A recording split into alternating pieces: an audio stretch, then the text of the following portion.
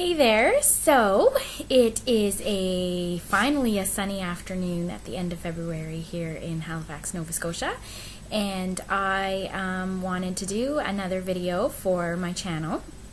And I actually accepted a challenge from my team because they are primarily, for now, the ones that are watching these, and so I wanted to know what they want to hear about. So I went on there and said the first person to give me a topic, that's what I'm going to talk about on my video that's going on YouTube today. So here you go. I quickly came up with my top 10. This is a little bit of a training for them too about stepping out of your comfort zone and just setting goals and taking action and doing it. So their question was, how do we advertise ourselves? How do we want more ideas on how to put ourselves out there, get our name out there in our Scentsy business. So I quickly made my top 10 list, and this is what I came up with. The first things that popped out were about handing out samples. And I think that's because that was a big thing for me when I started Scentsy, because nobody knew the brand around here. So I made little samples in a candy mold. I myself found an electronic fondue pot to just melt the wax a little bit and pour it into the molds, and then you stick them in the freezer for a little bit till they're hard and pop right out. You can buy the little jewelry Ziploc bags at the dollar store, staple them to one of your business cards, and there you go. They're great for leaving with your tip at a restaurant, handing to people that you happen to be talking to. I even handed them back through the drive-through window at Tim Hortons and places like that, because I was giving them a gift. I wasn't bothering them with advertising. I was giving them something that would make their purse or their drawer or their closet even smell good. And I even had times where they asked me for more the next time I came through, because I live in quite a small community. So that was number one. The next few kind of run together, and that was more to do with branding yourself. So I used the example of the pay card that Scentsy gives us the option of having. Scentsy's my only business, so I put most of my money into my bank account for my bills and expenses with the business, but I put my fun money onto my Scentsy pay card, and I try to pay for things at Tim Hortons and things like that with that, just to give that opportunity for somebody to look at it and say, hey, Scentsy, what's that? And make them ask me the question, which makes it that much easier to talk about what it is. And then branding yourself and your vehicle. I don't do it as much anymore because I really like to carry Grace Adele, but that is branding myself. When people compliment my purse or my jewelry, I can point out that I sell it, and it happens, believe me. But I have shirts that say Scentsy, jackets and hoodies that say Scentsy. I used to have a show-off bag that said Scentsy on the outside, and it really did spark conversation in the days when nobody knew what it was, because it was just in their face and made them ask about it. And I do have the decal on the back of my van. Now it hasn't led to, tons of online orders every day, but I certainly have gotten emails from people that say they saw it, and it's working. In the Nova Scotia winters, it keeps coming off with the wet snow, so I'm going to need to find another solution for that. But definitely, if there's a way to advertise on your vehicle, I strongly encourage that. The biggest one is just being willing to ask your friends and family to help you get started, because this business is a party plan business, which means that when you're doing parties and you keep booking parties at parties, you get that momentum going and your business continues. So when you get in a rut or when you're brand new, you just sometimes need to get that 1 or 2 parties from somebody willing to help you out, so that you can start that momentum again. So when I started, I had that right after I came back to Nova Scotia, after my boys and I spent the summer at my parents' when I first separated from my husband. I needed to do that to get my momentum going again. This time of year, after the fall, I've needed to do that to get things going. So, just be honest with them and treat this like a business and say, I need help. Would you host a party? You get great stuff. I do all the work. I just would love it if you would invite some of your friends and family over for me to practice on and share this product with. I talked a little bit about online ads. So, these aren't my focus, but Kijiji, just a quick, hey, have you heard about the Scentsy opportunity? I'm a consultant.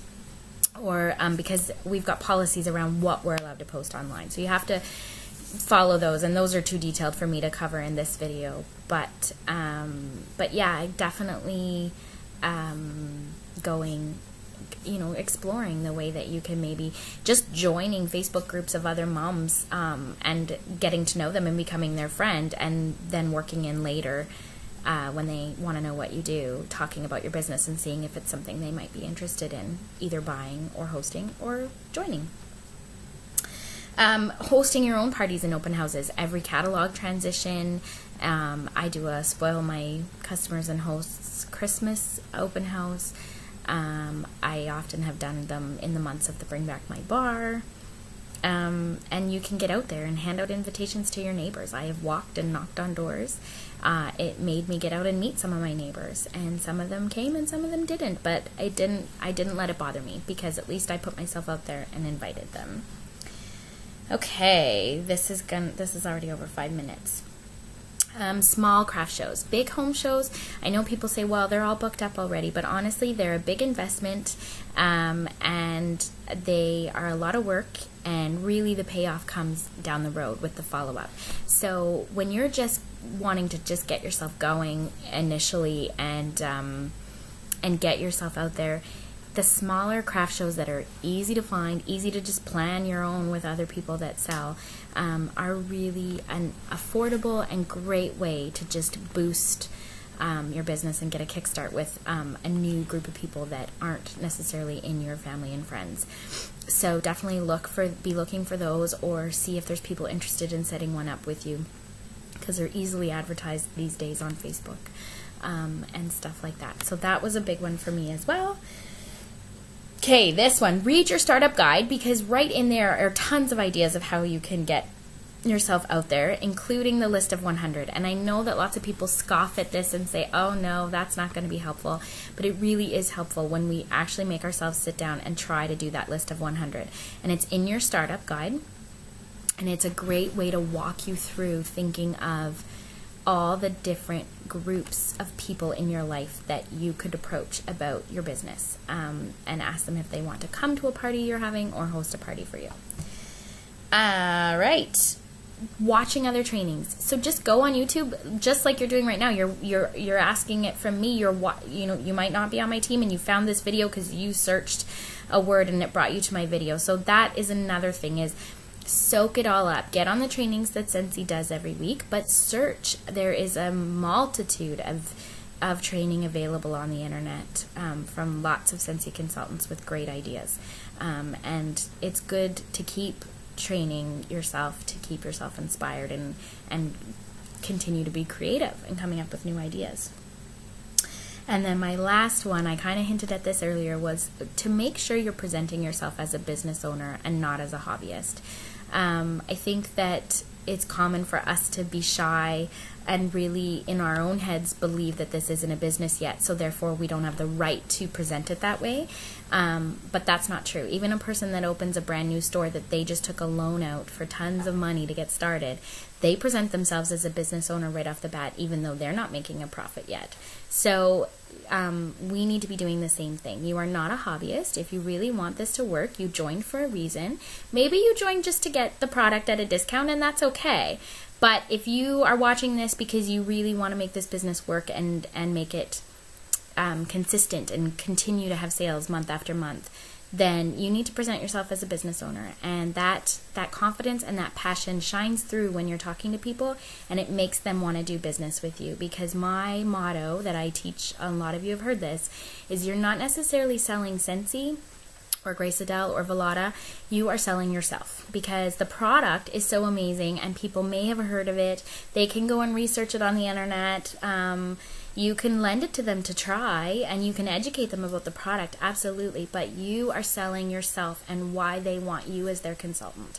And that's another video that we could get into about customer service, but in your first interaction with them, be confident, be proud, and be passionate about this business, and I guarantee you will love the results. Until next time.